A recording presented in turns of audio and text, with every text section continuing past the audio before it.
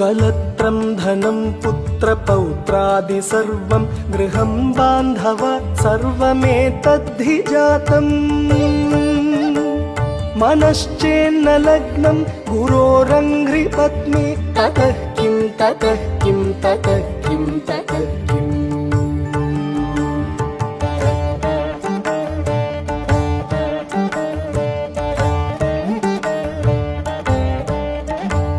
षडङ्गादिवेदो मुखे शास्त्रविद्या कवित्वादिगद्यं सुपद्यं करोति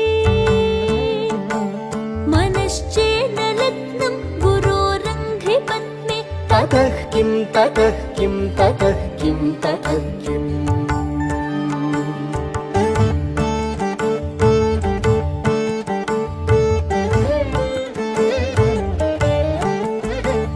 विदेशेषु मान्यः स्वदेशेषु धन्यः सदाचारवृत्तेषु